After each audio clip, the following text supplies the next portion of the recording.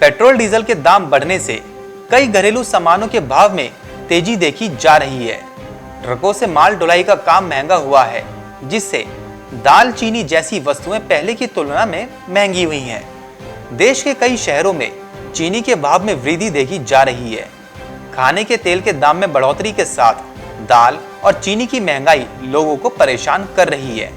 आगे के दिनों में चीनी के दाम और बढ़ने की आशंका है, क्योंकि इसके पीछे कुछ अंतर्राष्ट्रीय परिस्थितियां भी जिम्मेदार बताई जा रही हैं। दुनिया के जिन देशों में चीनी का उत्पादन ज्यादा होता है, वहां सूखा या कोरोना महामारी ने बड़ा असर डाला है। अंतर्राष्ट्रीय स्तर पर बात करें तो ब्राजील में बड़े पैमाने पर चीनी का उत्पादन होता है। वहां से कई देशों को चीनी बनाने का कच्चा माल सप्लाई होता है, लेकिन ब्राजील अभी भयंकर सूखे और कोरोना महामारी से जूझ रहा है। इसके असर आने वाले दिनों में चीनी की कीमतों में देखा जा सकता है। ब्राजील में सूखे के साथ बड़े स्तर पर बिजली की कमी भी देखी जा रही है। इसका असर चीनी के उत्पादन पर भी देखा जाएगा। ब्राजील में साओ पाउलो और माटो ग्रोसो खेती किसानी का हब है। यहाँ हर तरह की खेती है, जिसमें गन्ना खास है। इस राज्य में नवंबर से मार्च के बरसाती सीजन में सबसे कम बारिश हुई है। पिछले 20 साल में सबसे कम बारिश दर्ज की गई है। इसका असर गन्ने की खेती पर भी देखा जा रहा है और कहा जा रहा है कि बारिश की वजह से ब्राजील में पिछले 91 साल का सबसे बड़ा सूखा देखा जा रहा है। पिछले कुछ महीनों का रिकॉर्ड देखें तो अंतर्राष्ट्रीय स्तर पर चीनी के दामों में बड़ी तेजी आई है।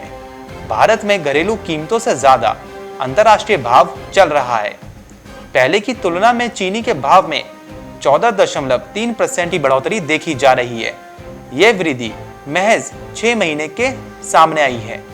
जून महीने में 33 से 40 रुपए तक चीनी के खुदरा भाव चल रहे हैं। देश में ब्राजील और थाईलैंड से बड़ी मात्रा में चीनी और कच्चे माल का आयात होता है। ब्राजील में भयंकर सूखा और थाईलैंड पर कोरोना की मार पड़ी है। इस वजह से चीनी की सप्लाई पर गंभीर असर देखा जा रहा है।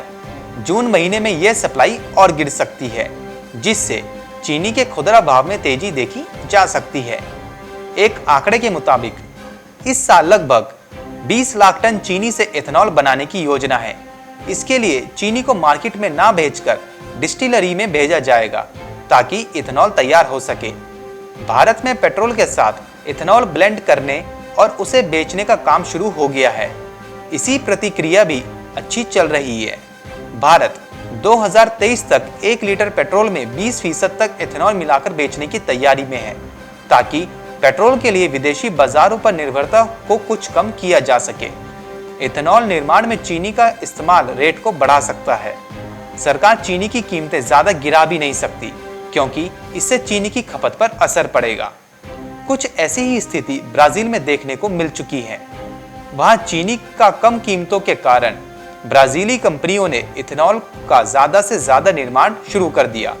कई मिलें और डिस्टिलरी चीनी से बायोफ्यूल इथेनॉल बनाने पर जोर देने लगी हैं। इसका असर चीनी की कमी पर देखा गया। ब्राजील कई देशों में चीनी निर्यात करता है, जिस पर गहरा असर देखा गया है। हालांकि भारत में इथेनॉल निर्माण के लिए चीनी का इस्तेमाल होगा, तो उसके लिए सरकार ने पहले से ही तैयारी कर रखी है। इस साल गन्ने की बम्पर पैदावार की उम्मीद है, जिससे खुदरा चीनी और इथेनॉल दोनों का काम चल जाएगा। सरकार का मानना है कि इथेनॉल में लगने वाली चीनी से खुदरा भाव पर कोई असर नहीं पड़ेगा।